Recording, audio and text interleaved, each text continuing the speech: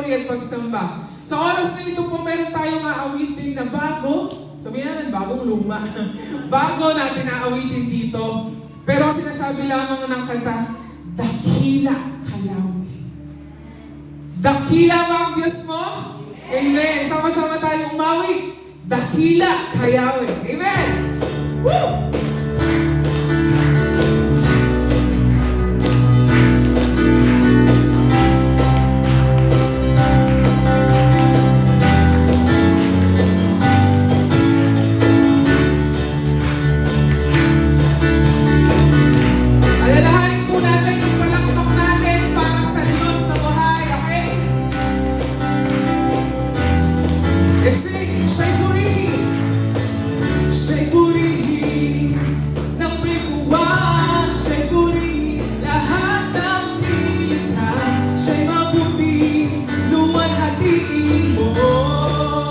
Siya'y purihin saan pa man, siya'y purihin saan pa man, siya'y purihin sa dakot na banal, sa lubungin ng pagsamba.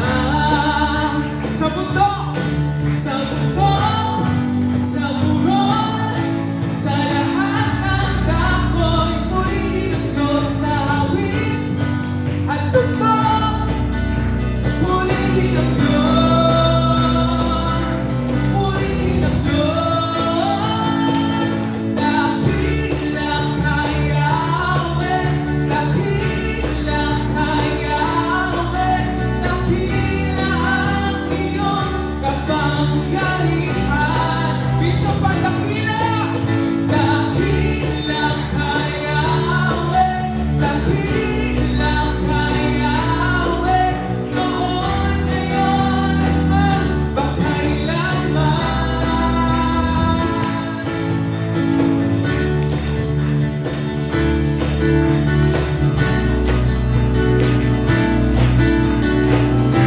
Minsan pa awitin po natin, siya'y purihin ng may tuwa.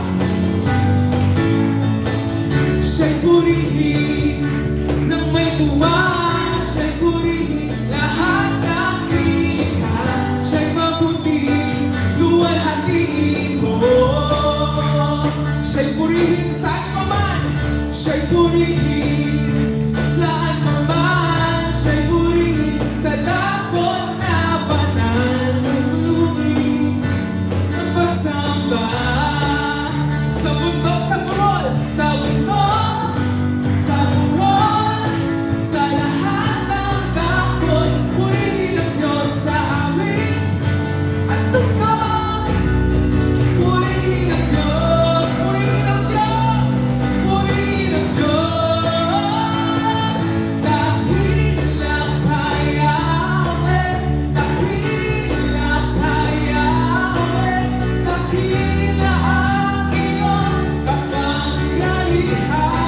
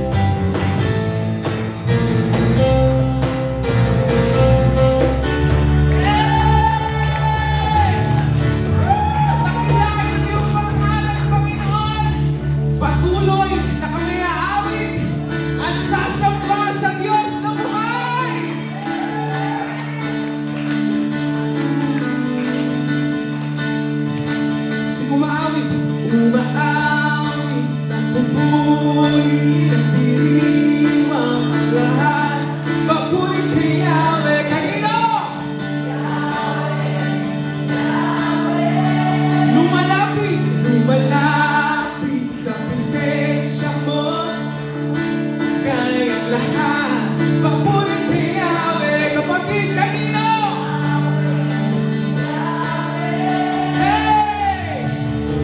Sa lahat ng oras, sa bawat araw, pinupuri at sinasamba. Ikaw ang tunay na Diyos, ikaw ang tunay na Diyos, hari ng mga hari, tapat kailanman, hindi nagbabago. Ikaw ang tunay na Diyos, hari ng mga hari, tapat kailanman, hindi nagbabago. Si Yahweh ang ating Diyos. Woo! Isa pa, umaawit at nagpupuri. Umaawit. Come on! Papuri kay Yahweh. Sigaw mga kapatid! Yahweh! Lumalapit sa presensya mo, nagpupunan ang lahat. Papuri kay Yahweh. Kanino? Sa lahat ng oras, sa lahat ng oras, sa bawat araw, pinupuri at sinasamba. Ikaw ang tunay na Diyos, hari ng mga hari, tapat kailanman, hindi nagbabago. Ang Diyos ko, kapatid, hindi nagbabago. Ikaw ang tunay na Diyos, hari ng mga hari, tapat kailanman, hindi nagbabago. Si Yahweh ang ating Diyos. Come on, put your hands together. Pagpapalay, bumubuhos na. Come on! Sa ngalan niya'y may kagalingan. Sigaw mo kapatid! Sa Kanya'y may tagumpay. Hey! Isigaw ng lahat ng nilala. Pagpapalay, bumubuhos na. Yahweh, Yahweh, sa ngalan niya'y may kagaling. Sa pangalan ni Jesus, may kagalingan. Sa Kanya'y may tagumpay. Yahweh, Yahweh, sigaw ng lahat ng nilala. Yahweh, Yahweh, ikaw ang tunay na Diyos. Kaya sige, parinig mo sa Panginoon.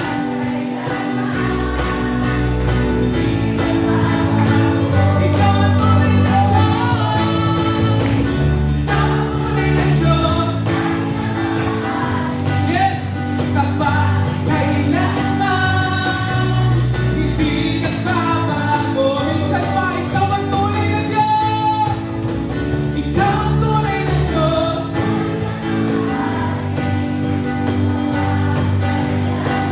Tunay, hindi nagbabago. Ikaw ang tunay na Diyos. Tapat kailanman, hindi nagbabago. Si Yahweh ang ating Diyos. Isigaw mo kapatid, si Yahweh ang ating Diyos. Si Yahweh ang ating Diyos. Sama-sama sumigaw. Si Yahweh ang ating Diyos. Oh Yahweh! Oh Yahweh, ikaw ang tunay at aming Diyos na patuloy na pinupuri sa lugar na ito, sa aming buhay. Salamat, Panginoon, sa kalayaan na kami ay makapagsamba sa iyo. You deserve, Panginoon, the highest praises. from your people, O God. Tunay wala kaming ibang Diyos na sasambahin, kundi Ikaw lamang, O aming Ama. Makapangyarihang Diyos, Diyos na kumikilos at patuloy na gumagawa sa aming mga buhay. Diyos na mabuti, Diyos na tapat, at kailanman na hindi nagkukulang, hindi nagbabago. Salamat, Panginoon. Tunay kulang ang aming mga salita sa mga ginagawa mo sa amin, Lord God.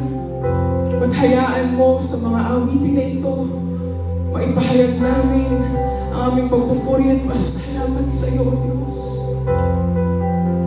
Ikaw lamang ang nag-iisa at tunay na karapat-dapat ng aming pagsamba. O aming Diyos. Hallelujah. We praise your name, O God. Worship your name,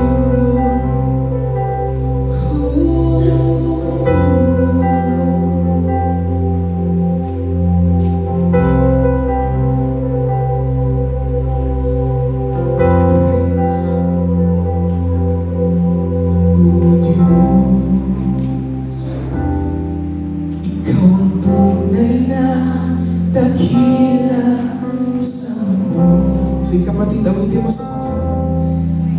Ikaw ang hari na mahal ng bulan ko.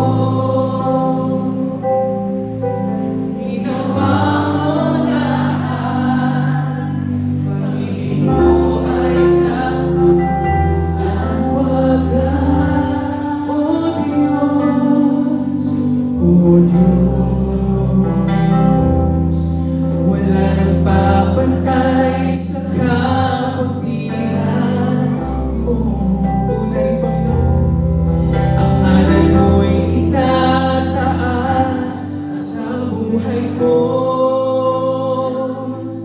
Sundin ang loob mo, iparinig ang nais mo. Sa lahat ng panahon, Diyos na sa amin. Sa lahat ng oras, nandyan ka sa amin. Panginoon Jesus, purihin ka. Dakilain ka sa buhay ko, aming Ama. Tunay, Panginoon, na ito ang aming dalangin. Walang ibang madakila sa aming mga buhay, kundi Ikaw lamang, O Diyos. Isa pa awitin natin, O Diyos. O Diyos, Ikaw ang tunay. Ikaw ang tunay na dakila sa mundo. Ikaw ang hari na mahal ng tulad ko. Ginawa mo lahat. Ginawa mo lahat. Pag-ibig mo ay tapat at wagas, O Diyos. O Diyos, wala nang papantay, wala nang papantay sa kabutihan mo. Ang ngalan mo'y itataas sa buhay ko. Sundin ang loob mo, iparinig ang nais mo. Sa lahat ng panahon, Diyos ka sa amin. Sa lahat ng oras, nandyan para sa amin. Panginoong Jesus, purihin ka. Dakilain ka sa buhay ko. Sa lahat ng panahon, sa lahat ng panahon, Diyos ka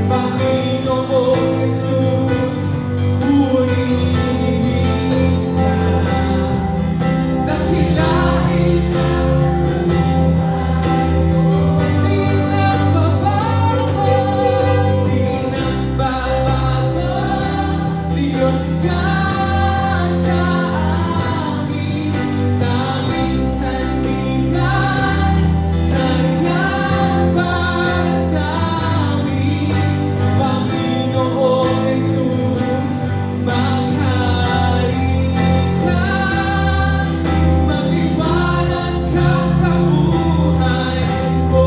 Isang bagay nagbabago, di nagbabago, Diyos ka sa amin, tanging sandigan, nariyan para sa amin, Panginoong maghari ka, magliwanag ka sa buhay ko.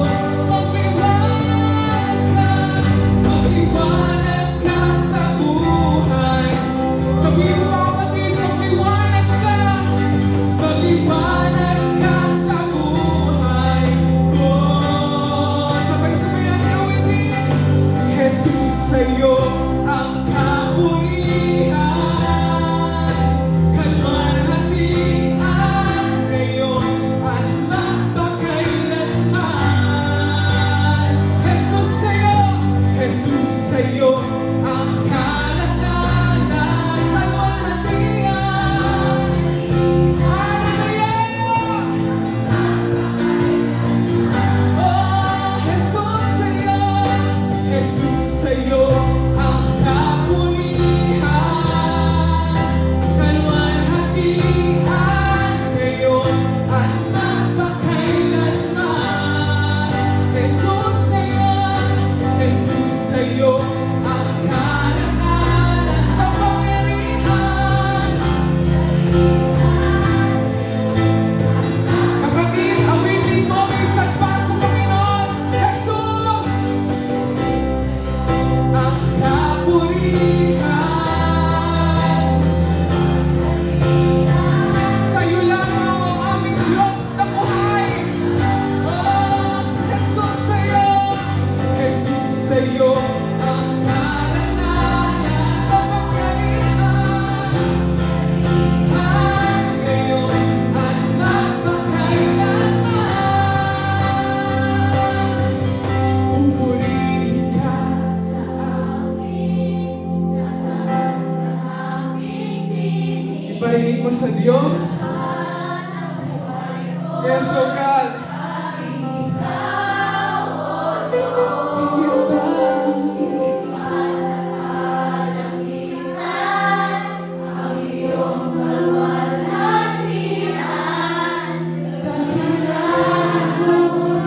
Di mapapantayan.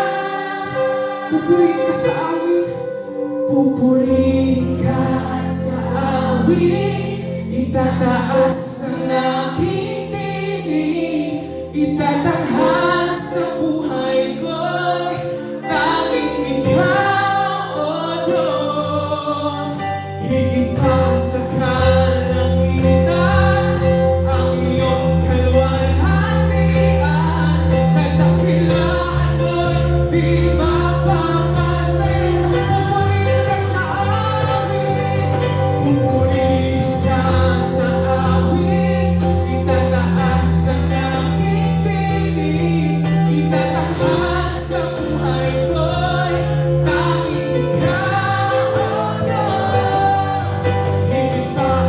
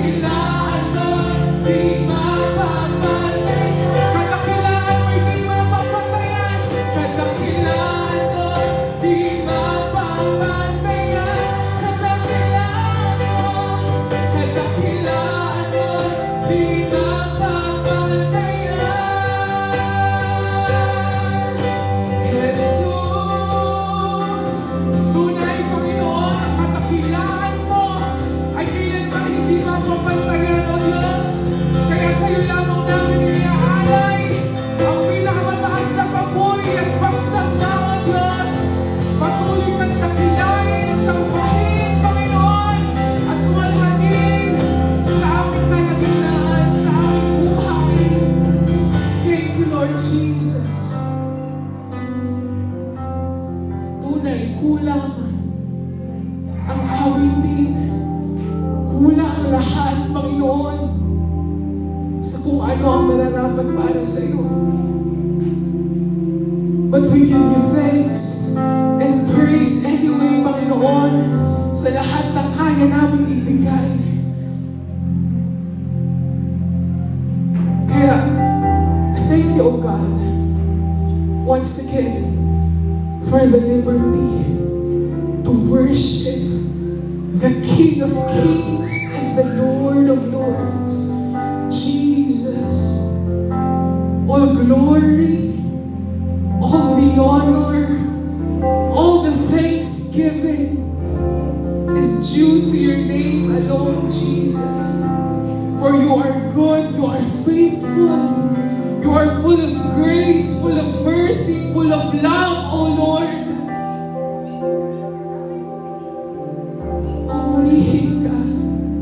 Purihin ka patuloy beyond these songs, O Lord. Our prayer, Lord God, is our life be a worship to you, O God. And as we continue today, this hour, Lord God, to worship you through listening to your living word, Lord, I pray for a fertile heart, Lord God, to receive what you have in store for us this morning. Lord, mangusap ka sa iyong mga anak as we continue to worship you through listening, Panginoon, sa iyong mensahe na magmumula, Lord God, sa iyo ay padaraan mo sa iyong lingkod sa umagang ito. Ikaw ang makita, ikaw ang marinig, ikaw ang mapapurihan, ikaw ang mapasalamatan, ikaw ang maluwalhati sa mga oras na ito patuloy, Panginoon. Thank you, Lord God, for the victory that you have given us. And we continue to praise you and lift up all the glory and honor to your name alone, Jesus. This is our worship. This is our praise. In the mighty name of Jesus, we pray. And everybody say, Amen and Amen. Praise God. Sige po, tayo po'y makakaupo na.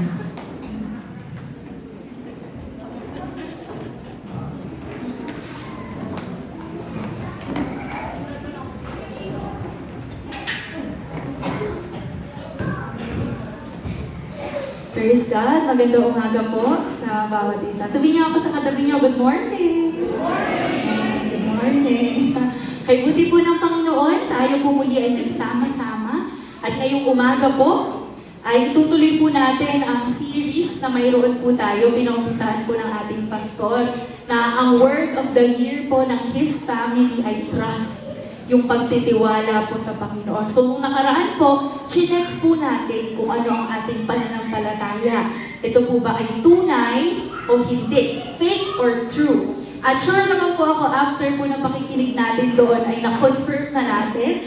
At kung hindi man true noon, naging true siya after po natin pakinggan ang salita ng ating Panginoon. So, bago po tayo magpatuloy, tayo po muna'y manalangin ng sama-sama. Lord, we thank you and we glorify you, Lord God, sa araw na ito. Salamat dahil kayo ang Diyos na nagtatakda ng lahat ng bagay. At amin pong dalangin na sa aming pakikinig ng iyong mga salita, kayo po ang magbukas ng aming puso at kaisipan, Lord God. At amin po itong matanggap ng buong-buo, Panginoon. At ang iyong mga salita ang magbago sa aming buhay at sa aming mga pananaw, Panginoon. Lord, salamat. Kayo ang Diyos na makapangyarihan at kayo ang Diyos na karapat-dapat ng lahat ng pagpupuri at pagsamba. Ito po ang aming panalangin sa pangalan mo lamang, Jesus. Amen and amen. Praise God. Excited po si Simon sa ating pong preaching ngayong umaga. Ayan. Praise God. We praise God po sa mga bata na nakakasama natin sa church. Ibig sabihin po, patuloy pa pong lalago ang ating simbahan dahil po sa mga bata na nakakasama natin. Praise God. Tayo pong mga Kristiyano, tayo pong mga nakakilala na sa ating Panginoon, ang foundation ng ating pananampalataya ay ang salita ng Diyos. Tama po ba? Amen. Ay ang salita ng Diyos. Ang foundation ng ating pananampalataya ay ang salita ng Diyos. So kung yun po ang foundation ng ating pananampalataya, tanungin ko po kayo, gaano kadalas po kayong nagbabasa ng salita ng Diyos? Yun. Because His Word is the ultimate truth. Pag tinanong po kayo kung ano ang katotohanan, saan po kayo unang hahanap ng sagot? Bilang isang Kristiyano, kay ChatGPT po ba, kay AI, kay Gemini, ang una po nating lalapitan ay ang source ng katotohanan at yun po ay ang salita ng Panginoon.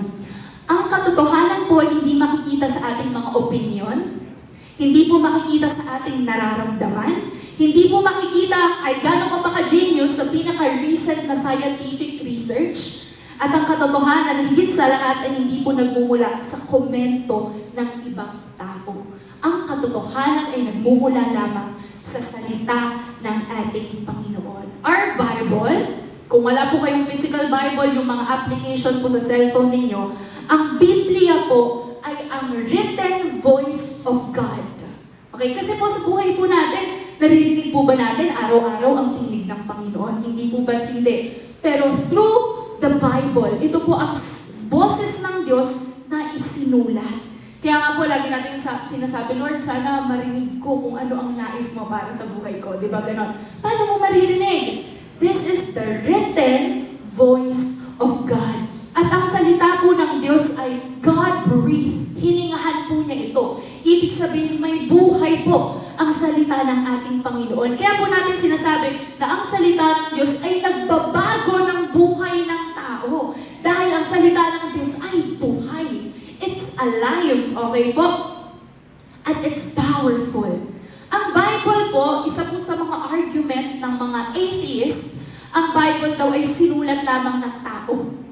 Sinulat lamang daw ito, pwedeng invento lang naman, yung po ang sinasabi nila. But the Bible is not written by the pure human will. Okay po? Ang tao po ay binitbit. It's carried by the Holy Spirit nung sinusulat po niya ito. Ibig sabihin, kumbaga, dinidiktahan ng Holy Spirit yung nagsusulat. Katulad po ni na Paul, katulad ni na John, ni na Matthew, nung sinulat po nila ang Biblia. So, hindi po nila ito opinion. Ito po ay mula mismo sa ating Panginoon sa pamamagitan ng banal na Espiritu.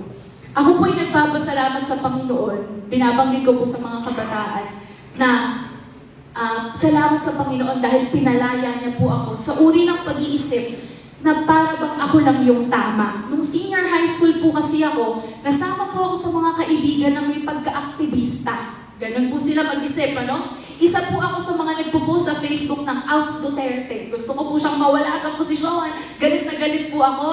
Tapos, ang plano ko pa po, gusto ko mag-aral sa mga school sa Manila. Kasi isa sa mga gusto ko, magrarally ako. Feeling ko po kasi, kaya ko pong ipaglaban yung opinion ko. Okay po, no? Kasi yun yung makakabuti. Ako po yung nagpapasalamat sa Panginoon dahil pinalaya niya po ako sa ganong pag-iisip. At pinakita po niya sa akin na ang source ng katotohanan ay ang salita ng Diyos. Naalala ko po noon, nakikipag-debate pa po ako.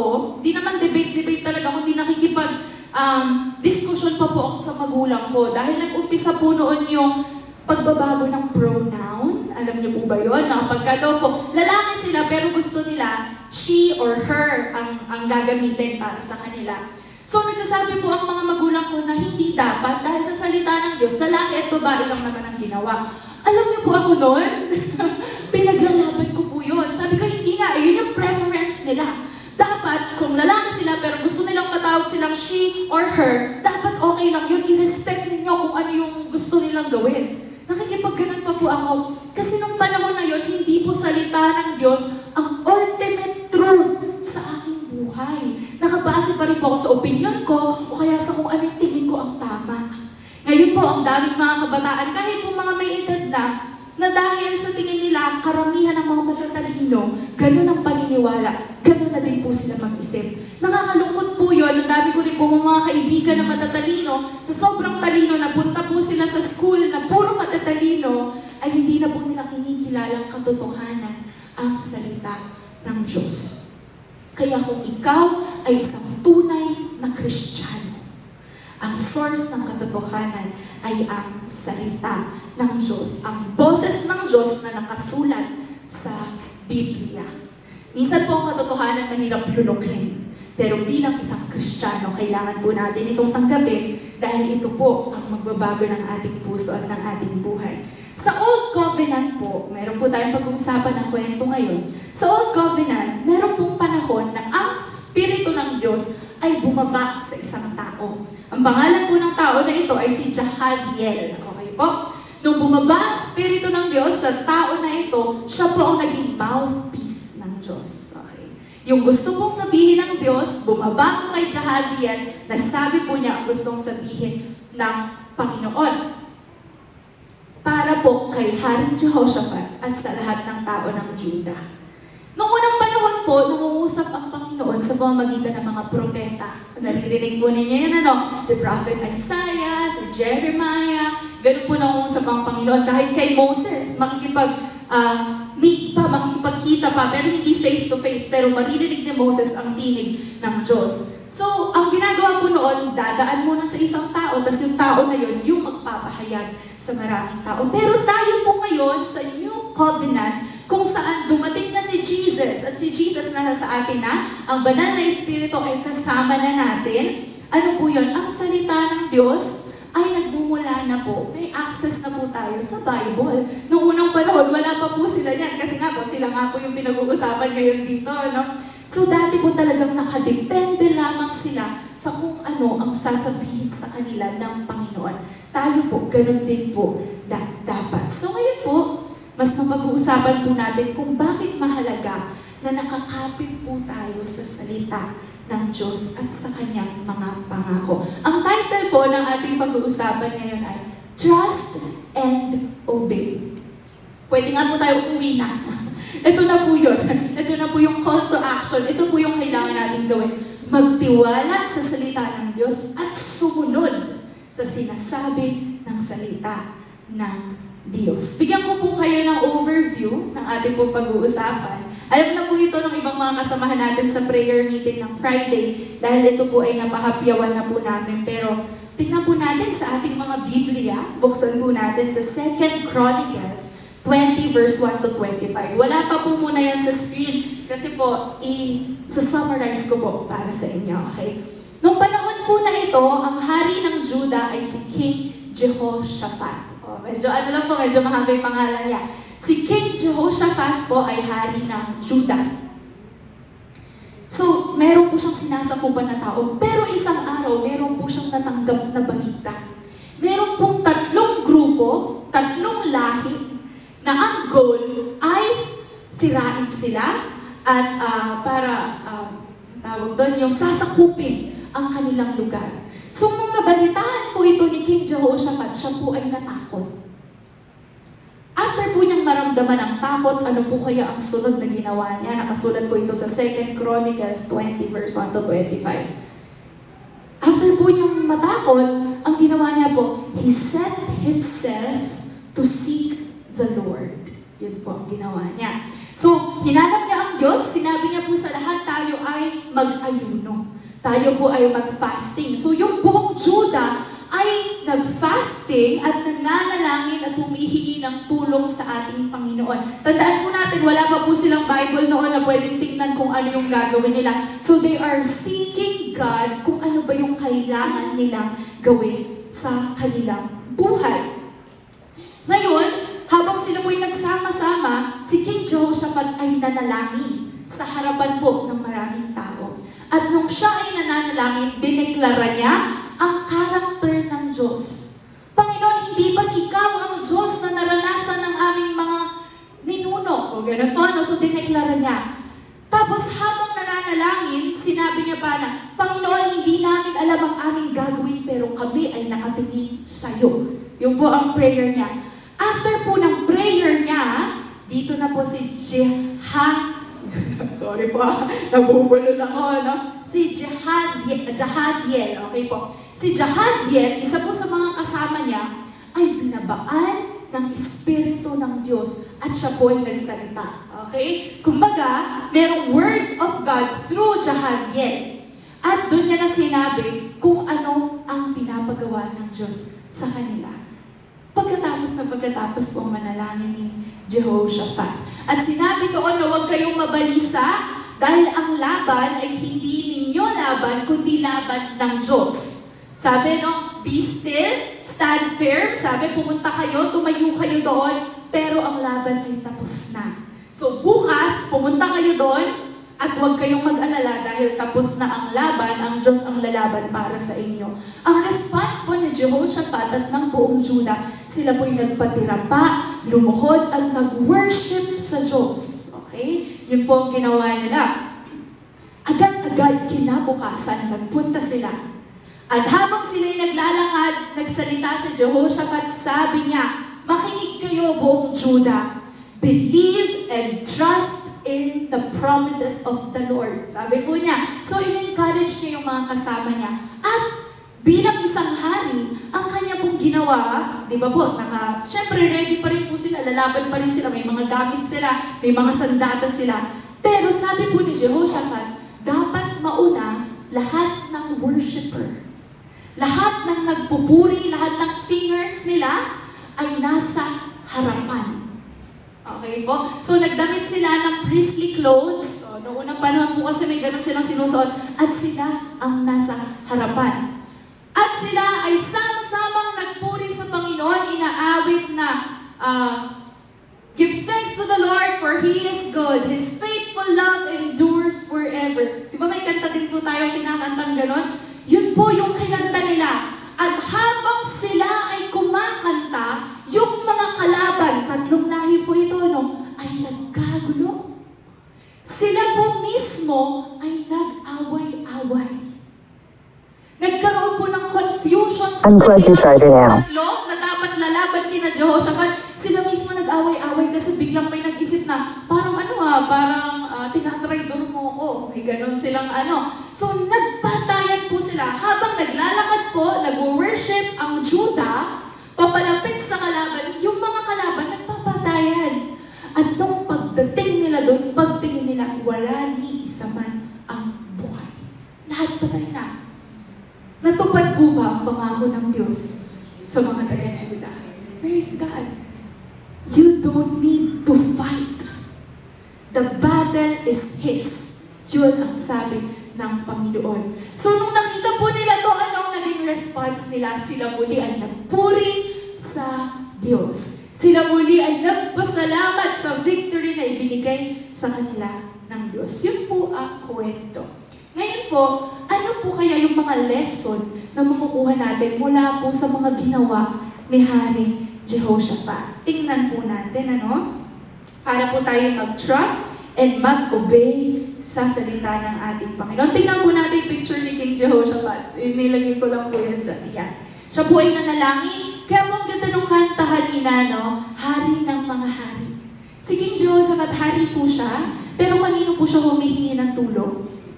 Sa Diyos, ang hari ng mga hari. Kasi po kahit pahari ka, meron kang mga hindi kayang gawin. May limitation ka.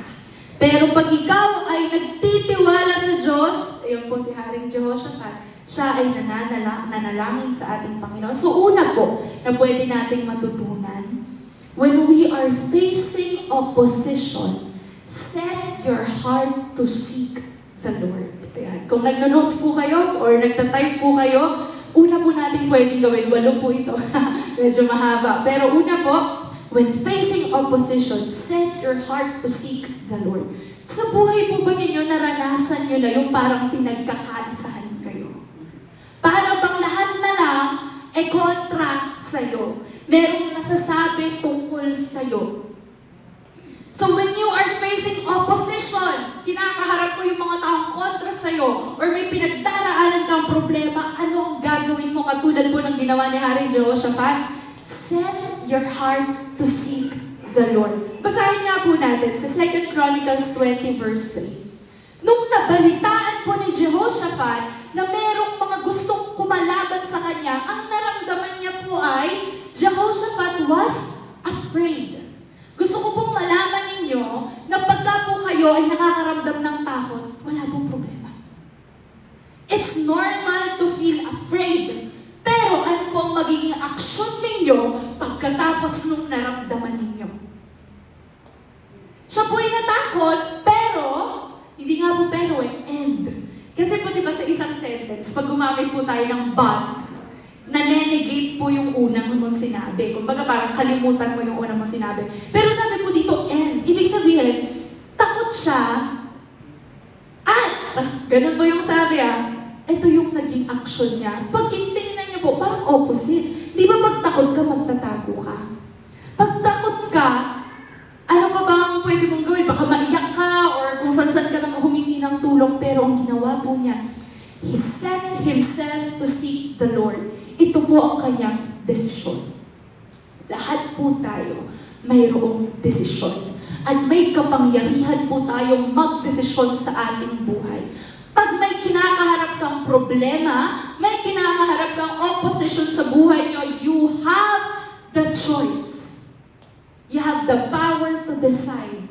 Sino ba ang hahanapin ko? Saan po ba nagmumula ang inyong tulong? Sa kapamilya? Kaibigan? Sa Diyos? O baka naman hindi ka humihingi ng tulong? Dahil tingin mo, napakagaling mo na. Tingin mo, kaya mong gawin lahat ng bagay. Tingin mo, napakalakas mo na. Di po ba? Baka po you are too proud to ask for help. Pag tayo po'y nangangailangan na ng tulong, kanino po ba tayo dapat lalapit? Si Haring Jehoshaphat po. Siya, sinet niya ang sarili niya, I will seek the Lord. Pag po seek, ang iba pong translation niyan ay longing. Kumbaga yung uhaw na uhaw ka po, di ba po pag nag-jogging ka, naalala ko nag-jogging kasi kami, pag nag-jogging ka, tapos ang layo na ng tinakbo mo, kailangan mo ng tubig, kailangan ko ng tubig, di ba? Wala ka nang paki kung malamig ba yan or hindi, kasi you are longing for water. Ganun din po nun, kailangan na kailangan mo ang Diyos. Yun po yung seek na sinasabi dito. At yun na nga po, nagproklama siya ng fast all throughout Judah. Praise God. So when you are facing opposition, set your heart to seek the Lord. Hindi po ang tao, hindi yung ikaw muna, tatry mo na munang humanap ng solusyon. Dumiretso ka na agad sa source ng katotohanan nang hindi ka na mapagod, hindi ka na ma-disappoint sa sarili mo pang lakas. Diretso ka na agad sa source ng katotohanan. Pangalawa po, when you pray, lahat po ba tayo dito nananalangin? For sure, nananalangin po. Pag may aso ka, naalala ko, pag nagja-jogging po kami, may mga aso kasi dyan. Pag may aso, nananalangin ako. Lord, protect me. Di ba? Ganun lang po no? Ngayon, best friend na po kami ng mga aso dyan sa may labas. So, when you pray, pag ikaw ay nananalangin, declare who God is. Prayers should be God-centered, not problem-centered. O, dito po natin. Pag nananalangin tayo, ang sentro dapat ng panalangin kung sino ang Diyos. Hindi po yung problema natin. Siyempre, pag nanalangin ka, Lord, ito yung problema. Pero, sa isang oras na pananalangin mo, 59 minutes, puro problema, 1 minute lang, yung nagpasalamat ka sa Kanya. When you pray, you declare who God is. Basahin po natin sa 2 Chronicles 20 verse 5. Jehoshaphat stood in the assembly of Judah and Jerusalem in the house of the Lord in front of the new courtyard. Next po. And said, ito po ang sinabi ni Jehoshaphat. O Lord, God of our fathers, are you not God in heaven? And do you not rule over all kingdoms of the nations? Power and might are in your hand. There is no one able to take a stand against you. Ito po yung katotohanan na pinanghahawakan ni Haring Jehoshaphat. At yun po ang dineklara niya during his prayer. Siya po ay takot. Take note, siya po ay takot. Pero ang kanyang ginawa, he sought the Lord. hinanap po niya ang Diyos. At nung nanalangin siya, itineklara niya ang katotohanan ng salita ng Diyos. Kayo po, kung dumadaan kayo sa pagsubok, ang idedeklara niyo na lang ba ay, kawawa naman ako. Ito na lang talaga, no? Lahat na lang, inaapi na lang talaga ako ng lahat ng tao. Grabe naman, lahat ng mga kaibigan ko nawala na. Sila na nagsama-sama, kawawa talaga ako.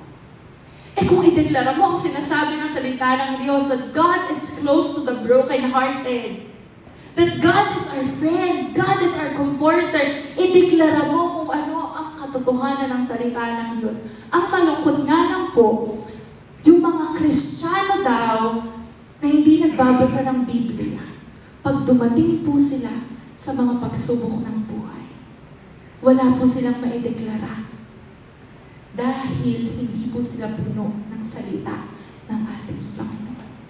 Minsan po, kahit sa ating mga pagkakataon sa buhay natin, minsan ay mas nauuna yung pagrereklamo. Kasi napansin mo, hindi ka nagbasa ng Bible nung umaga o nung mga nakakaraang araw. It's very important that you know the Word of God para madeklara mo kung sino ang Diyos sa buhay mo. Dineklara na po ni Jehoshaphat kung sino ang Diyos. Hindi ba kayo ang Diyos na makapangyarihan sa lahat?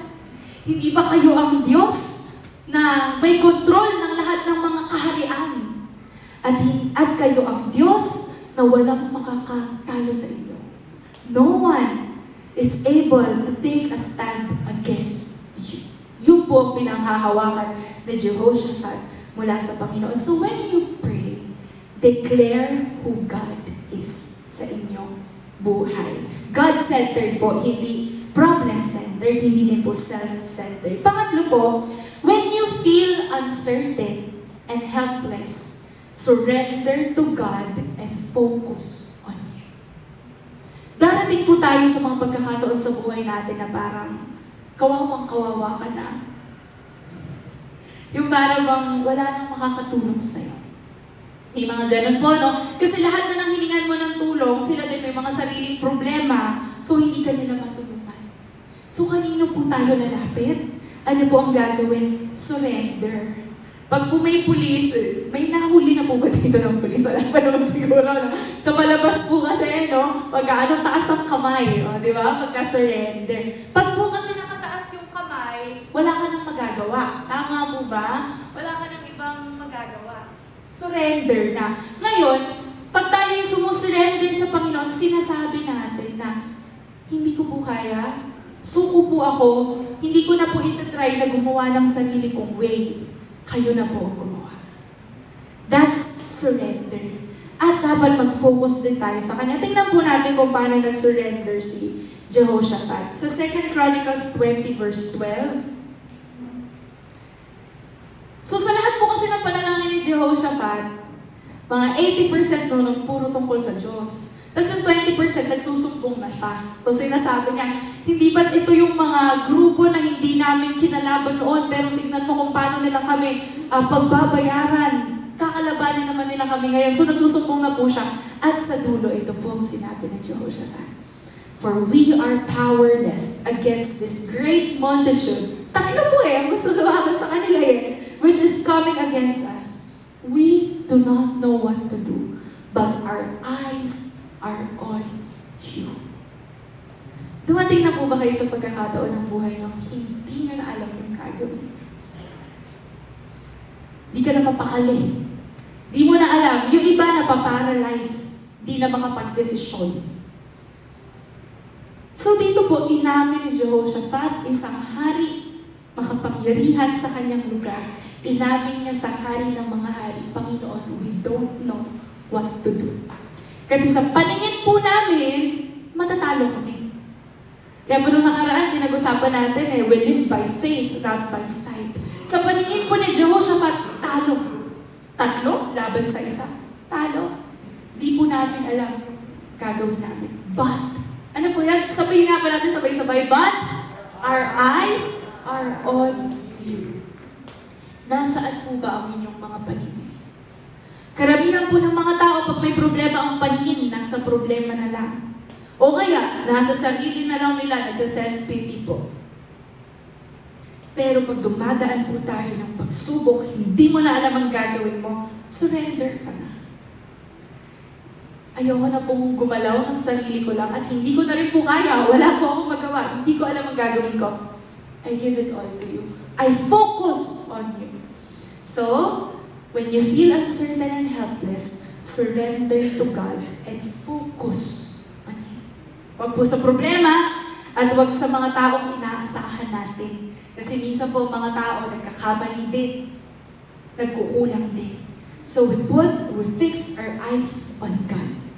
Amen. Praise God.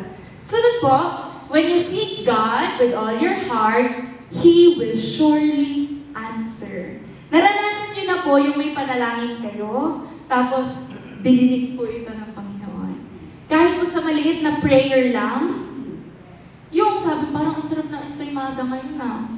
Tapos nung tanghali, may kumakatok sa may Hindi ko pa nga nag-pray, sinabi ko lang narinig ni Lord. May kumakatok merong may dalang ensaymada. Marami pong mga ganyang pangyayari. Meron po akong na-interview para sa Count Your Blessings ay naglilihi daw po yung asawa niya. Bagong pastor pa lang po sila nun, wala siyang pera. Ang gusto daw pong pagkain ay lechon. Lechon po na baboy, Saan ako bibili? Saan ako hahanap yan? Tapos po, nung magtatanghalian na, wala pa silang ulam. Kasi lechon ang gusto May kumato. May handaan pala sa may kabila. Pagbukas po nila, lechon. Ganun po ka. Di ba parang, kasi po sabi ng Panginoon, anong gagawin ko? Wala po akong pera pambili. Napakasimple po nun. Napakasimple. So when you seek God with all your heart, He will surely answer. Sa panahon po ng Jehoshaphat, ang nakasalalay po ay ang buong nation nila or buong grupo nila, buong lahi ng Judah. Ang nakasalalay po ay buong lahi ng Judah. Pwede pong pagka kinalaban sila ng tatlo, wipe out po sila. Hindi na po natuloy ang kanilang lahi. Pwede pong yun ang mangyari. But ang ginawa po ni Jehoshaphat, he sought the Lord with all his heart. At doon po nila natagpuan ang kasagutan ng kanilang panalangin. Pag binasa po ninyo, or yung sa kwento ko rin po kanina, nakita ninyo kung gaano kaano yung mga pangyayari. Walang naghintay ng 2 years, naghintay ng 1 month. After manalangin, bumaba ang Espiritu ng Diyos. Sige po, basahin po natin sa 2 Chronicles 20 verse 14. Hindi ko lang po na-edit, pero 14 po yan. Then in the midst of the assembly, habang sila'y nananalangin si Jehoshaphat, sila'y nag-aayuno. At yung mga nag-aayuno po pala kasama yung mga bata, pati po babies. So lahat po talaga sila. Then in the midst of the assembly, the Spirit of the Lord came upon Jahaziel. And he said, mabilis po, Pagbaba ng Espiritu ng Diyos kay Jahaziel, sinabi niya na, basahin ko po, listen carefully. Ito na daw po ang pinapasabi ng Diyos. Listen carefully, all you people of Judah and you inhabitants of Jerusalem and King Jehoshaphat. The Lord says this to you. Be not afraid or dismayed at this great multitude, for the battle is not yours, but God's. Verse 16, katuloy pa po. Go down against them tomorrow. Meron pong specific instruction. Behold, they will come up by the ascent of Ziz, and you will find them at the end of the river valley, in front of the wilderness of Jeruel. Verse 17, you need not fight in this battle. Take your positions, stand, and witness the salvation of the Lord who is with you, O Judah and Jerusalem. Inulit po muli. Do not fear or be dismayed. Tomorrow, go out against them, for the Lord is with you. Pag po hinanap mo ang Panginoon with all your heart, you will receive the answer to your prayers. Ngayon po, hindi na po natin kailangan maghintay na si Kyle ay babaan ng Espiritu ng Diyos para mapakinggan kung ano ang gustong sabihin ng Diyos sa buong His Church. Tayo na po mismo na tumanggap kay Jesus, nasa atin na po ang banal na Espiritu. At ang salita ng Diyos po ay buhay. ay buhay. At ito po ang mismong salita niya. Kaya po tinatawag natin salita ng Diyos. Ito na po yun. Ito na po, yung kailangan lang nating basahin to find the answers to our prayers. Napakaganda po kasi hindi naman po sinabing umupo na lang sila. Dahil panalo na. Marami pong Kristiyano ang sabi tinanggap na nila sa Jesus, at sige, upo na lang sila, hintay nilang mamatay sila para nasa langit na sila. Pero tayo po, meron pa rin pong laban na kailangan nating harapin. Kaya sinabi pa rin po ng Panginoon stand! Take your position! Ibig sabihin, naharapin mo pa rin yung kalaban. Pero huwag na kayong matakot because the battle is not yours, but God's. So, when you seek God, with all your heart, He will surely answer. At sa paanong paraan? Through the living Word of God. Kaya kung hanggang ngayon po, hindi pa rin po kayo regular na nagbabasa ng Bible, umpisahan niyo po ngayong araw. Dahil dito niyo po makikita lahat ng kasagutan sa inyong mga katanungan at sa inyong mga problema. Kasunod po, when you receive God's promise, o meron pong pangako doon sabi, huwag kayo mag-alala, kasama niyo ako. Yun po ang sabi ng Panginoon. So when you receive God's promise, respond with humility and worship. Nung huli ko pong pag-preach dito, kung andito po kayo nung nakapakinig kayo, ito po ay tungkol sa receiving the Word of God with meekness, with humility. Pag ikaw ba ay nakarinig ng katotohanan ng salita ng Diyos at medyo nakaka-offend dahil ang buhay mo ay makasalanan, paano mo ito tatanggapin? When you receive it with humility, dahil ito nga po ang katotohanan, or i-reject mo. Ngayon, pag tinanggap mo ang pangako ng Diyos sa iyong buhay, katulad po ng ginawa ni Jehoshaphat, we must respond with humility and worship. Saan part po ito ginawa ni Jehoshaphat? Sa 2 Chronicles 20 verse 18. Nung narinig po, natapos na ni Jahaziel ang mensahe ng Panginoon, ito po ang response ni Jehoshaphat. Jehoshaphat bowed with his face to the ground, isang hari. Nagpatira pa. Alam niyo po yung nakahiga na yung mukha nasa lupa na talaga, nasa sahig.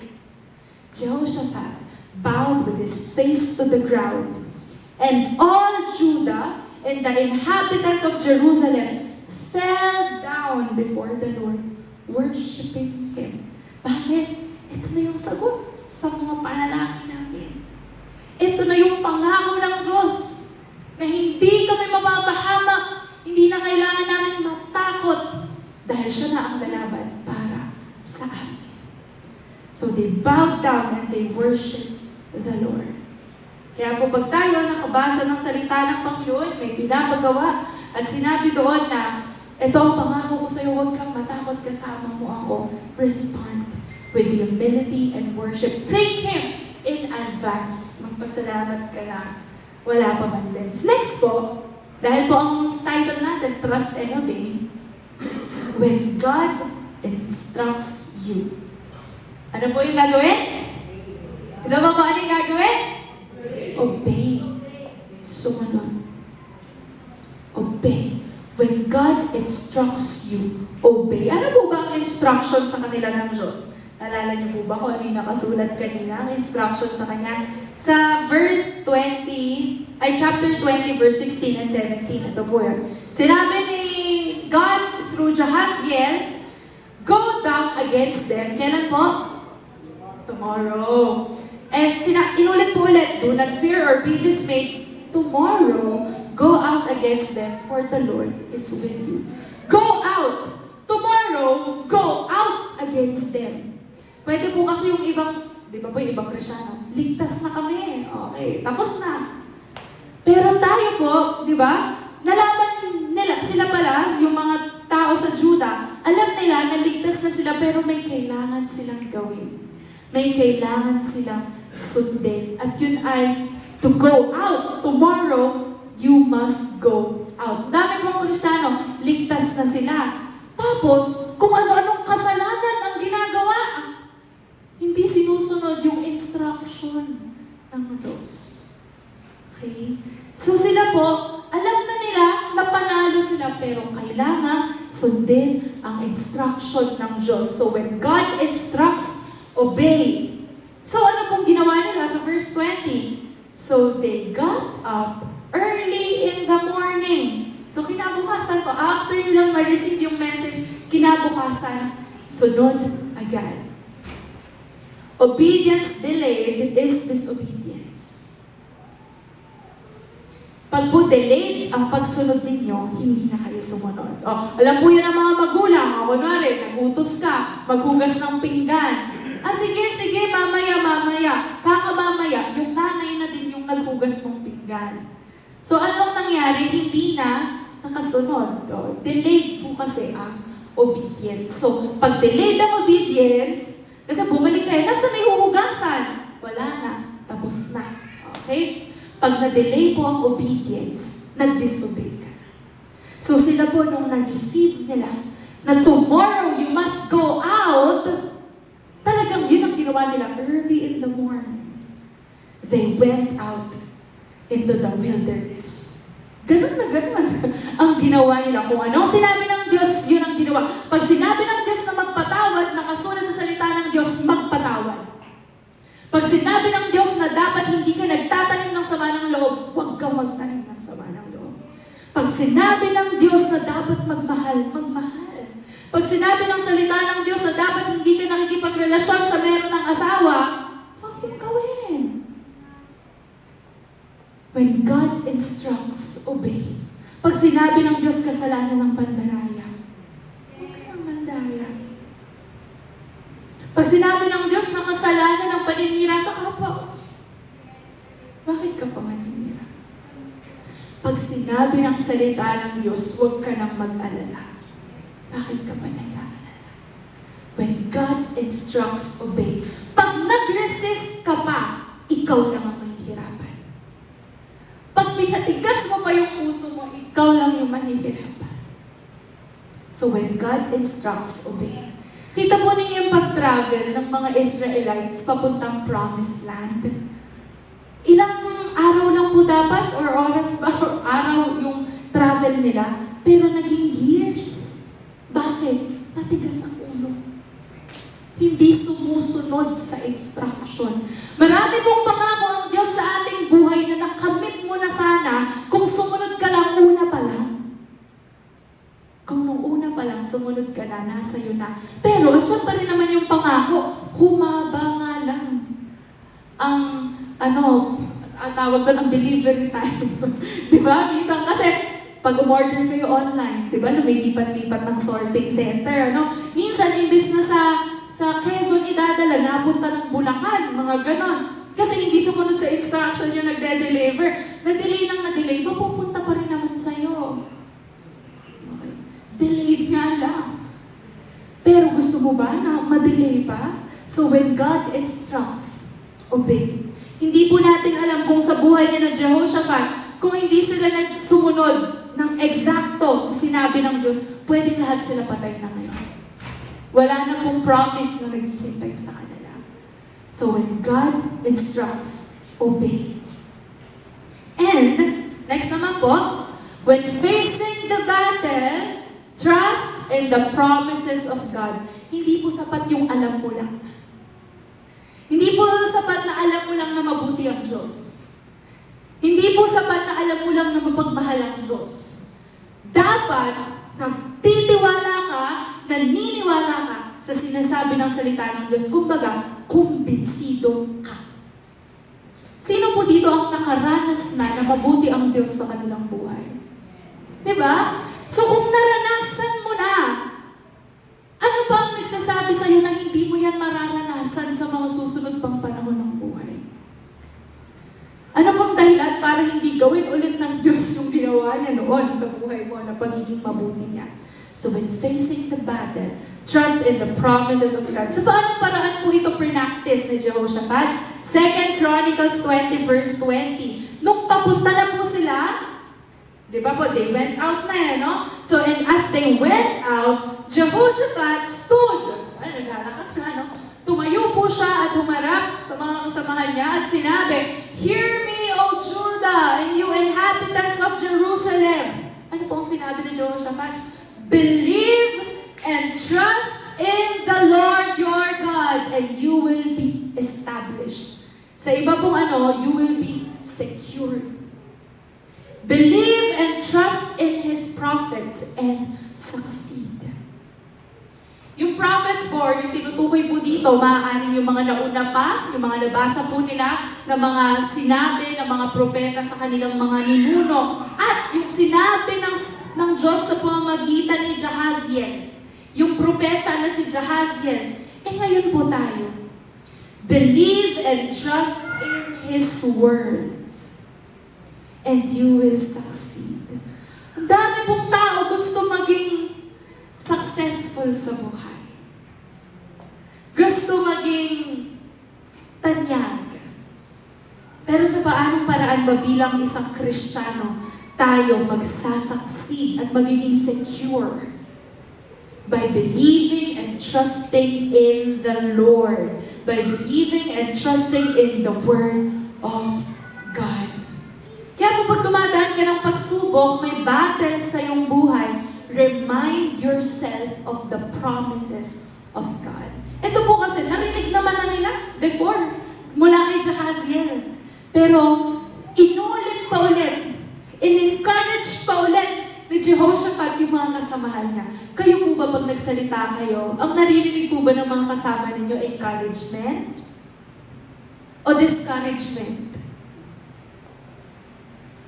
Pag po humaharap ng battle, kayo, o yung mga kasama nyo sa bahay, or yung mga kaibigan nyo, remind them of the promises of God.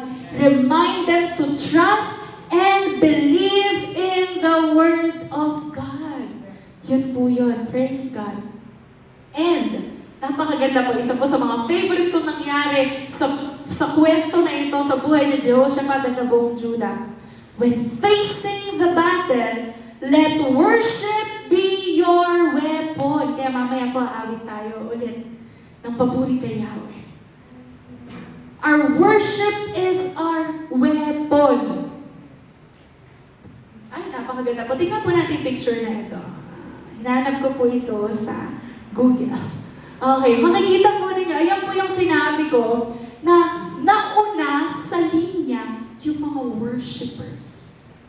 Yung mga umaawit sa ating Panginoon. Sila po yung mga naka-white and blue. Ayan na, may mga instruments pa sila. May mga shofar, may mga trumpeta, yung hawak nila. Tapos, nasa likuran pang part, yung mga sundalo. Pag inisip niya, walang sense. Makikipagbaka tayo Makikipagpatayan tayo. Bakit mauna yung worshipers? Pero yun po yung sinabi ni Jehoshaphat. Dahil alam po niya na merong kapangyarihan sa pagpupuri sa ating Panginoon. Praise God. Balikan po natin ang nakasulat sa 2 Chronicles 20 verse 21. When Jehoshaphat, had consulted with the people, he appointed those who sang to the Lord and those who praised Him in their holy attire. Mga suot po sila. As they went out before the army and said, ito po ang inawit. Ano po ang inawit nila? Praise and give thanks to the Lord, for His mercy and loving kindness endure forever.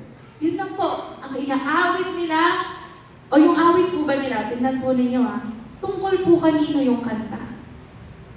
Tungkol sa Diyos. Marami po kasi mga Christian songs din ngayon, medyo puro, kawawa ako, grabe yung pinagdaanan ko. Mga ganun po kasi ngayong Christian songs daw, na worship songs, pero hindi. Pero maganda rin po yung paminsan, makakita mo na, ikaw dati kang broken, tapos niligtas ka ng Panginoon. Praise God. Pero when you worship God, ito po'y tungkol sa Kanya. Hindi po tungkol sa iyo, sa nararamdaman mo. Ito po ang inawit nila. Praise and give thanks to the Lord, for His mercy and loving kindness endure forever. And, ano pong nangyari? Well, they were worshiping sa verse 22. When they began singing and praising, the Lord sent ambushes against the sons of Ammon, Moab, and Mount Seir, who had come against Judah. So they were struck down in defeat. Bakit daw kaya? Ba't sila nag-away-away? Verse 23. For the sons of Ammon and Moab, suspecting betrayal, o parang binetray mo ko, rose up against the inhabitants of Mount Seir, completely destroying them. So una po, si Ammon, yung mga anak ni Ammon, Ammonites and Moabites, nagsama sila. Kasi feeling nila sila ay binetray ng isa pang grupo. So, pinatay nila yung buong isang grupo. At nung tapos na, ito din mga Moabites at Ammonites, sila din mismo ay nag-away-away. They helped to destroy each other. Sila nagtulungan silang patayin ang isa't isa. Ngayon, yung Judah, wala nang kalaban. All they did was worship and praise God. Kaya kung may nagsasabi po sa inyo, anong magagawa ng pagkanta-kanta mo? Ito ang magagawa ng pagkanta-kanta mo. When I worship and praise God, lahat ng enemies will fall. Lahat ng pag-aalala, it will fall. Lahat ng sinasabing hindi maganda tungkol sa iyo, it will fall. Magbabounce back ngayon. Hindi ka tatablan, it will fall. Sila mismo ang mag-aaway-away. At ikaw, panalo ka. At ang ginawa mo lamang, you worship and praise Him. So when facing the battle, know that worship is your weapon. Praise God.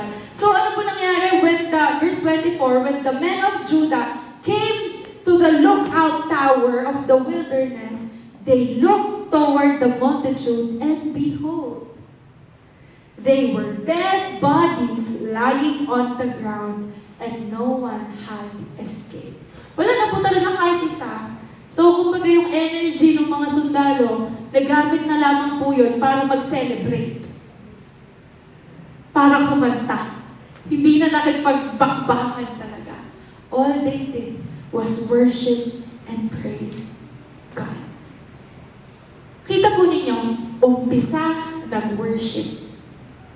Tama po, sa umpisa pa lang, sila na ay nag-aawitan, nagpapasalamat sa Panginoon, nananalangin sa Diyos. Kalagitnaan, nag-worship. After, ano po kaya ang ginawa? When you receive your victory, ito po ang kailangan natin gawin, katulad ng ginawa ng Jehoshaphat. Return to God in worship and thanksgiving. Meron po, pagka natanggap na nila ang victory, magkalimutan na, thank you na lang. Pero, ang ginawa po ni Jehoshaphat at ng buong Judah, they returned to God with worship and thanksgiving. Sabi po sa verse 27, then they returned to Jerusalem with joy. Every man of Judah and Jerusalem led by Jehoshaphat, for the Lord had made them rejoice over their enemies. Verse 27, katuloy pa, when they came to Jerusalem, they came to Jerusalem with harps, lyres, and trumpets to the house of the Lord. Kaya may mga instruments. They were worshiping, they were singing, they were rejoicing dahil binigay ng Diyos ang victory sa kanila. So, yun po ang kailangan nating tandaan. So, ano-ano po yung 8 na ginawa ng Jehoshaphat? Tingnan nga po ulit natin. Una, when facing opposition, set your heart to seek the Lord. When you pray, pangalawa po, declare who God is. Pangatlo, when you feel uncertain and helpless, surrender to God and focus on Him. Pang-apat, when you seek God with all your heart, He will surely answer. 5, when you receive God's promise, respond with humility and worship. 6, when God instructs you, obey. Tama po nun. 7, when facing the battle, trust in the promises of God. Next, when facing the battle, let worship be your weapon. And lastly, when you receive your victory, return to God in worship and thanksgiving. Yun po ang mga bagay na natutunan natin sa buhay ni Haring Jehoshaphat. Pero pag binasa niyo po yung kwento, medyo malungkot po ang ending ng buhay ni Jehoshaphat. Pero doon muna tayo sa highlight kung paano niya sinunod ang Panginoon. Gusto ko lang ikwento. Natapos po ang buhay ni Jehoshaphat, nakita niyo po ang ganda. Sumunod sa Panginoon, nanalo. Kaso po, in the end of his reign as a king, siya po ay nakipagkaibigan sa isang hari na wicked, kay King Ahab. At doon na po nag-umpisa ang pagbagsak niya. Napakahalaga kung sino ang kaibigan mo. Kung kanino ka sumasama. Kasi kahit mag-umpisa ka sa maganda, pwedeng matapos ka sa pangit. So, yun lang naman po. Pero napakaganda po ng ginawa ni Jehoshaphat nung siya ay nakikinig sa salita ng Diyos. Pag di ka nakikinig sa salita ng Diyos, ganun ang ending ng buhay mo. Pero nung nakikinig siya, at talaga nga namang isinuko niya lahat sa Panginoon, yun ang nangyari sa buhay niya, naligtas ang buong mga nakatira sa bayan ng Judah at ng Jerusalem. Kaya ganon kabakapangyarihan ang ating Panginoon. Isa po sa mga paborito kong part dito, when the Spirit of God fell upon Jahaziel. At siya ang ginamit ng Panginoon para maging tinig ng Diyos. Ngayon, ang tinig ng Diyos, abot kamay na po natin. Yun ay ang Bible. Sabi po sa Psalms 119 verse 105 and 106, Your word is a lamp to guide my feet and a light to my path. At sabi po dito, I've promised it once and I'll promise it again. I will obey your righteous regulations. Nagsusulat po nito isang psalmist, isang manunulat, na grabe ang pagmamahal sa salita ng ating Panginoon. Pag binasa niyo po ang buong Psalm 119, this is the longest chapter sa Psalms, sa Book of Psalms. Sobrang haba. Pero punong-puno lamang po ng pagsasabi kung gaano niya kamahal ang salita ng Diyos. Sabi pa kanya kung gaano niya kamahal ang law ng Diyos, yung batas, yung pinapagawa ng Diyos sa kanya, yung ini-instruct ng Diyos sa kanya, mahal na mahal niya to. At sinabi niya, your word is a lamp to my feet. The word of God brings clarity and guidance. Kung naguguluhan ka, anong gagawin mo sa buhay mo? Read the word of God. Consult the word of God. Because we need His voice. Kailangan natin ang tinig ng Diyos. Sa mundo na punong-puno ng iba't ibang uri ng tinig ang napapakinggan mo. You need the voice of God. We need to hear Him. We need to know His desires. Ang dami pa nagsasabi, Panginoon, gusto ko po ang kalooban mo ang mangyari sa buhay ko. Hindi nagbabasa ng Bible. Paano mo malalaman ang kalooban ng Diyos sa buhay mo? Paano mo malalaman yung mga desisyon na gagawin mo sa buhay mo? You need to read the Bible. We need to know His will. We need to know His desires. Katulad ng pagsig ni Jehoshaphat at ng buong Judah sa ating Panginoon. At sinabi po sa Psalm 119, I have promised it once. I will promise it again. I will obey your righteous regulations. Noon po ba nasabi niyo na, Panginoon, simula ngayon, susunod na ako sa iyo? Nag-promise ka, Lord. Ito lang ang isa na, ito, pagka sinagot mo yung panalangin ko na to, susunod na ako sa iyo. Susundin ko lahat ng sinasabi ng salita mo. Nangyari na po ba yun sa atin before? Maybe you failed to do it, or maybe not. Pero sinabi na po natin noon, sabihin po ulit natin ngayon. Lord, I will obey you. Nag-commit na po tayo noon sa Panginoon. Mag-commit po ulit tayo ngayon. Lord, I will trust you. Nag-promise ka na noon sa Panginoon. Mag-promise ka ulit ngayon. Lord, I will trust in your words. Lord, I will obey your righteous regulations. Lahat po ng mga pinapagawa ng Diyos na nakasulat sa kanyang salita po ito sa ikabubuti ng kanyang mga anak. Wala pong ama ang gustong mapahamak ang kanyang anak, lalo na ang perfect na Father na nasa langit. Lahat po ng mga sinasabi na magpatawad, magmahal, it's all for your good. Ang sinasabi ng salita ng Diyos, preserve yourself, live in purity, live in holiness. Para po yun sa'yo na mahal ng Diyos. So nag-promise tayo noon, I will obey you, Lord. Do it again today. Promise again. Declare again, Lord, I want to obey you. I will put my trust in you. I will set myself to seek you.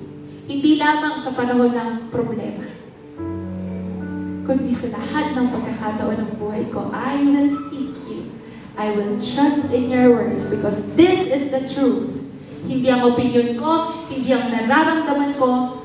This is the truth. So I will put my trust in your words and I will obey you. Ngayong umaga po mag-desisyon tayo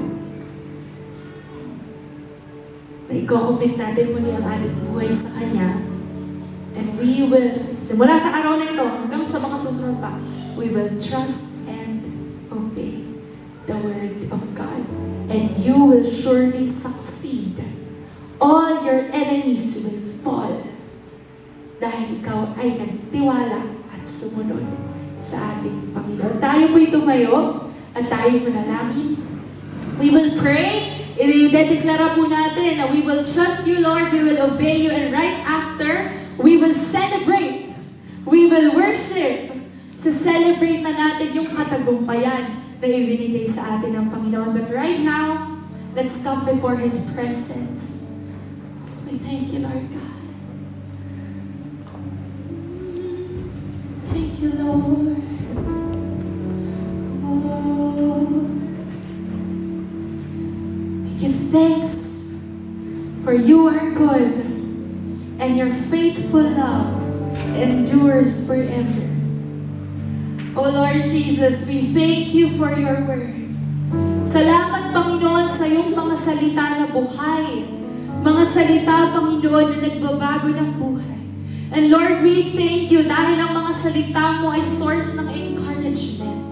Source, Panginoon, ng pagpapaalala ng mga dapat namin gawin. And Lord, we thank you dahil ang Diyos na faithful kay Jehoshaphat, ang Diyos na faithful sa buong Judah at Jerusalem, yun din ang Diyos na aming sinasamba ngayon. And Lord, kung ginawa mo sa kanila, when they were facing opposition, and when they were facing the battle, Lord God, na parang hindi nila kaya, kung niligtas mo sila mula doon, at pinagtagumpay mo sila, Lord, we know na kayang-kaya mong gawin muli sa aming mga buhay. Lord, you are good, you are faithful, Lord God, and Lord, we thank you for your wonderful laws, Lord Jesus. Thank you, Lord God, sa instruction mo sa aming buhay through your words. And Lord, may we delight in your words, Panginoon. Ma-enjoy po namin ang pagsunod sa iyo. When you instruct, Lord God, we will obey. Lord, tulungan niyo po kaming sumunod sa iyong mga salita. Mahirap, Panginoon, sa aming sariling lakas. Mahirap, Panginoon, mag-surrender. But Lord, teach us and help us to obey you and fully trust in your words, Lord God. Lord, we have said it before and we will say it again, Lord God. I will obey your instructions. I will obey your words, Lord God. Panginoon, alam po namin walang kapupuntahan ng aming buhay kung hindi po namin susundin ang iyong mga salita. So right now, in the name of Jesus, we declare your power over the lives of everyone in this place. Dinedeklara po namin ang kapangyarihan ng iyong salita na nagbabago ng puso at isipan. Dinedeklara po namin anumang bagay ang nagpapahirap sa kanilang puso at isipan, ito po'y kanilang ma-let go. They will surrender to you, Lord, and they will fully trust and obey in your words. Lord, may your Spirit manifest, Lord God, in our lives. Maranasan namin, patuloy namin marinig ang iyong tinig sa pamamagitan ng iyong mga salita, that it will give clarity sa aming mga desisyon sa buhay. Oh Lord God, we thank you because you are the God of victory, na sa aming pagpupuri, sa aming pagsamba, Panginoon, ang aming mga kalaban ay tumutumpa. Sa aming pagtitiwala sa iyo at pagsunod sa iyo, ang mga problema ay naglalaho, Panginoon. Lord, sa aming pagsunod sa iyo, sa aming pagtitiwala sa iyo, anumang gawa ng kaaway ay hindi magpa-prosper sa aming buhay. Lord, in the name of Jesus, we declare the power of your words over our lives. Kung may sakit at karamdaman man kami, right now in the name of Jesus, we declare we are healed in Jesus' name. Kung mayroon man kaming mga pagkukulang ngayon, amin ang dinedeklara na ito iyong pinunuan na in Jesus' name. Ano man ang aming mga iniisip, pinag-aalala, right now we declare your peace that surpasses all understanding. Oh, you are the God who has done great things, and we know you will do it again and again and again sa aming buhay. Panginoon, we thank you for the truth of your word. At salamat, Panginoon, dahil kaming iyong mga anak ay malayang nakakalapit sa iyo. Lord, we pray that you will empower us, Lord God, to trust and obey you. And as we face the battle, we will worship you, we will praise your name, and we will give thanks to your name, Lord Jesus. Wala nang iba, kundi sa iyo lamang aming Panginoon. Sa iyo lahat ng papuri, pagsamba, at pagdakila sa pangalan mo lamang, Jesus. Amen and amen. Purihin natin si Yahweh, ating siyang sambahin at Hallelujah! Patuloy ka namin papupurihan, Panginoon! Woo!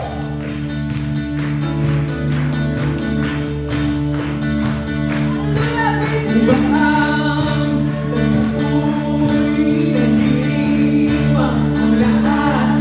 Papuri kay Yahweh, Yahweh, Yahweh. Lumalapit sa presensya mo, nagpupugay ang lahat. Papuri kay Yahweh, Yahweh, Yahweh. Sa lahat ng oras, sa lahat ng oras, sa bawat araw, pinupuri at sinasamba. Ikaw ang tunay na Diyos, ikaw ang tunay na Diyos. Ating ang mga hari. Ang pagkailanman, hindi nagbabago. Ikaw ang tunay na Diyos, hari ng mga hari. Ang pagkailanman, hindi nagbabago. Si Yahweh ang ating Diyos. Isa pa awitin natin, umaawit at nagpupuri sa Panginoon. Umaawit, nagpupuri, nagdiriwang ang lahat. Papuri kay Yahweh. Kanino? Yahweh, Yahweh. Lumalapit sa presensya mo, nagpupugay ang lahat. Papuri kay Yahweh, Yahweh, Yahweh.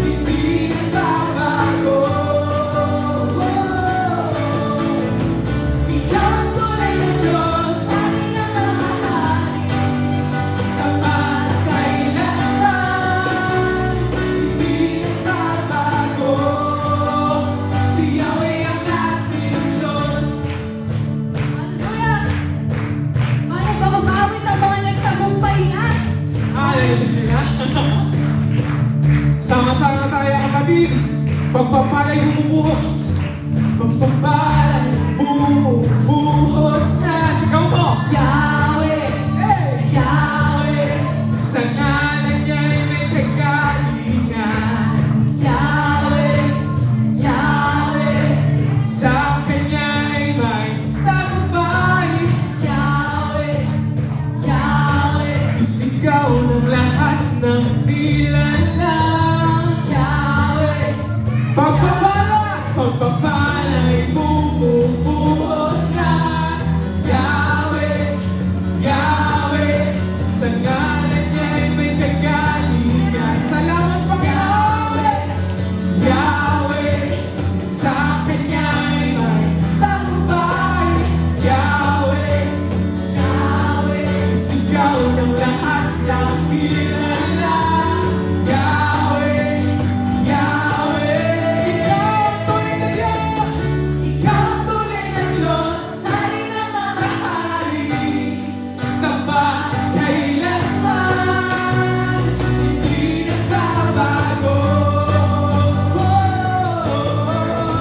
Ikaw ang tunay na Diyos. hari ng mga hari, Tunay Panginoon, tapat kailanman. hindi nagbabago. Si Yahweh ang ating Diyos. Ideklara mo ngayon, si Yahweh ang ating Diyos. Si Yahweh ang ating Diyos. Si Yahweh ang ating Diyos. Sa iyo, Panginoon, ang pinakamataas na papuri at pagsamba sa pangalan ni Jesus.